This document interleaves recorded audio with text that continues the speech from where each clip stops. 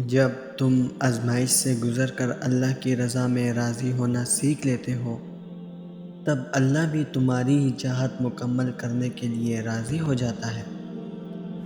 دعا کی قبولیت آواز کی بلندی نہیں، بلکہ دل کو تڑپ کا تقاضا کرتی ہے، کیونکہ دعا صرف الفاظ کا مجموعہ نہیں، روح کی طلب اور کیفیت کا نام ہے۔ اللہ سے مانگتے رہا کریں، کیونکہ ممکن اور ناممکن تو صرف انسان کی سوچ میں ہے، اللہ کے لیے تو کچھ بھی ناممکن نہیں۔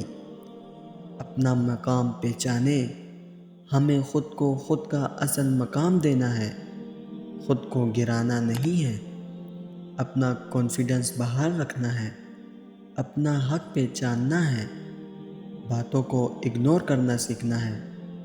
اللہ سے اپنے جذبات، اپنے حالات کو شیئر کرنا سیکھنا ہے، ہمت کرنی ہے، جو حق ہے اس پر ڈٹنا سیکھنا ہے، اپنے آپ پر کنٹرول سیکھنا ہے۔ جب آپ کو یہ معلوم ہے کہ اللہ سب سے بڑا ہے، پھر میں کیوں کسی اور سے ڈروں؟ اللہ سب سے بڑا ہے، پھر میں کیوں چھوٹی چھوٹی مصیبتوں پر دل ہار دوں؟ اللہ سب سے بڑا ہے، پھر میں کیوں کسی اور کا پریشر لوں؟ اللہ سب سے بڑا ہے، پھر میں کیوں نہ اس کو راضی کرنے کی فکر کروں؟ انسان بڑا کم علم ہے، وہ قیمتی چیزوں کی قدر اکثر ہاتھ سے جانے کے بعد جانتا ہے۔ بس یاد یہ رکھنا کہ قدردانی کی جگہ بھی آخرت ہے، اور قدردانی کرنے والی ذات بھی صرف اللہ ہی ہے۔ انسان تو بڑے کم عقل ہیں، وہ تو اپنے خالق، مالک، رازق، اپنے اللہ کی قدر نہیں کرتے، جس کے ایک ایک لمحے کے محتاج ہیں۔ تو کہا، ہم ادنیٰ سا فائدہ پہنچانے والوں کی قدر کریں گے۔ سو تم لوگوں سے کی گئی اپنی ناقدری پر کھڑکنا مت، ان کو فیض پہنچانا روک مت دینا، اپنے اخلاص اور اپنی محنت میں کمی مت لانا، اپنی خوبیوں سے دستبردار مت ہونا، کیونکہ اصل قدر و قیمت کا تعین لوگ نہیں کرتے، اللہ کرتا ہے۔ ایک وقت آئے گا، وہ بتائے گا کون کس قابل تھا۔ جب اس کے ہاں کوئی قدر پا لیتا ہے نا، تو یک دم پیمانے الٹ جاتے ہیں، غلام بھی بادشاہ بنا دیے جاتے ہیں، مظلوم بھی منصف بنا دیے جاتے ہیں، زمین کے گمنام بھی زمین و آسمان پر مشہور کر دیے جاتے ہیں۔ غم زخم ہوتے ہیں، لوگوں کی باتیں زخم ہوتی ہیں، محرومیاں زخم ہوتی ہیں، گناہ زخم ہوتے ہیں، مایوسی زخم ہوتی ہے۔ ان سب زخموں کو مرہم عطا کرتا ہے۔ قرآن اللہ کا کلام ہے، کوئی معمولی چیز نہیں، یہ آسمانی مرہم ہے، یہ اللہ کی طرف سے شفا ہے مومنوں کے لیے۔ اس کو چھوڑ کر کہاں سے شفا ملے گی؟ کہاں سے سکون ملے گا؟ اس کو تھام لیں، اللہ آپ کو تھام لے گا۔ حضرت ایوب علیہ السلام پر امتحانات اور ان کا سلسلہ نصب مرخین کے نزدیک حضرت ابراہیم علیہ السلام سے مل جاتا ہے۔ حضرت ایوب علیہ السلام کا زمانہ حضرت موسیٰ علیہ السلام اور حضرت اسحاق و یعقوب علیہ السلام کے زمانے کے درمیان ہونا بتلایا گیا ہے۔ حضرت ایوب علیہ السلام کو اللہ تعالیٰ نے دنیا میں ہر طرح آسودہ اور خوشحال رکھا تھا۔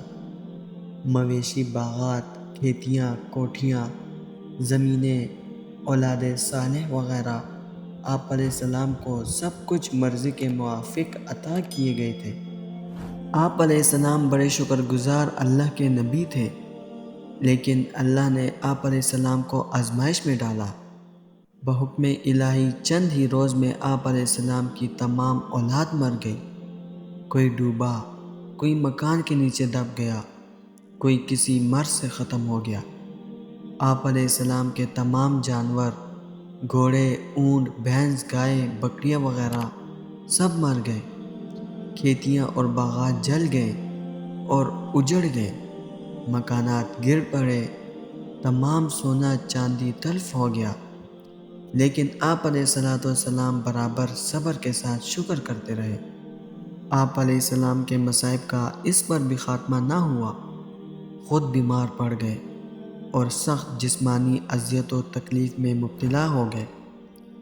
آپ علیہ السلام کے ساتھ صرف بیوی رفیقہ رہ گئی، جو آپ علیہ السلام کی خدمت کرتی اور محنت و کام کاج کر کے پیٹ پالنے کو بھی لایا کرتی تھی۔ مدتوں تک آپ علیہ السلام ان امتحانات و مصائب میں گرفتار رہے۔ جب حضرت ایوب علیہ السلام کی آزمائش شروع ہوئی، اہل و عیال مر گئے، مال فنا ہو گیا، کوئی چیز ہاتھ میں باقی نہ رہی، تو آپ علیہ السلام ذکر خدا میں اور بڑھ گئے۔ آپ علیہ السلام فرمانے لگے کہ اے تمام پالنے والوں کے پالنے والے، تو نے مجھ پر بڑے بڑے احسان کیے، مال دیا، اولاد دی۔ اس وقت میرا دل بہت مشغول تھا، اب تو نے سب کچھ دے کر میرے دل کو فارغ کر دیا۔ اب میرے دل میں اور تجھ میں کوئی حائل نہ رہا۔ غرض کہ حضرت ایوب علیہ السلام مدتوں ان امتحانات میں مبتلا رہے، جب تکلیف و اذیت اور دشمنوں کے طعن و تشنیع حد سے گزر گئے، بلکہ دوست بھی کہنے لگے کہ معاذ اللہ، یقیناً ایوب علیہ السلام نے کوئی ایسا سخت گناہ کیا ہے جس کی سزا ایسی ہی سخت ہو سکتی تھی۔ تو آپ علیہ السلام بہت بے چین و مضطرب ہوئے اور اللہ تعالیٰ کی درگاہ میں سر بسجود ہو کر دعا گو ہوئے اور مصائب کے دور ہونے کی دعا کی۔ رب کو اس طرح پکارنا تھا کہ دریائے رحمت امڑ پڑا۔ خدائے ذوالجلال نے حضرت ایوب علیہ السلام کو پھر پہلا سا مال و منال دے دیا، نئی اولاد بھی پہلے سے زائد ہو گئی۔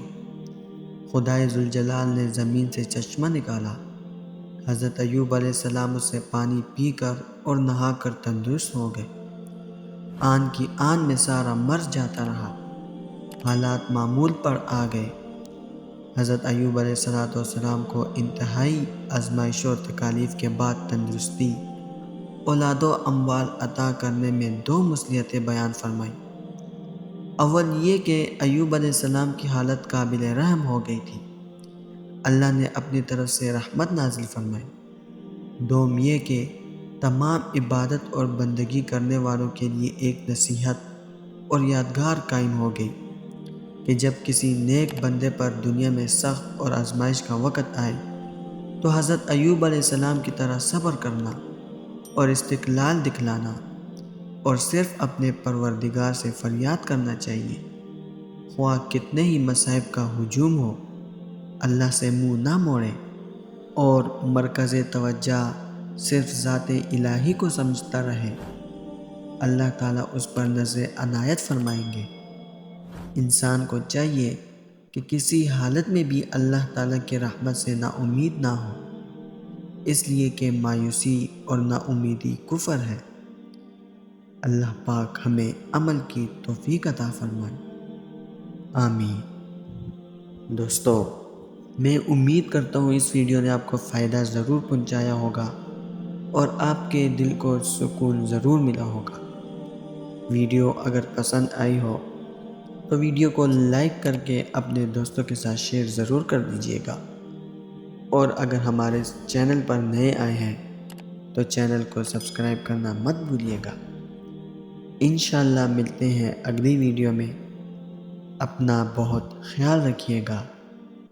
اللہ حافظ۔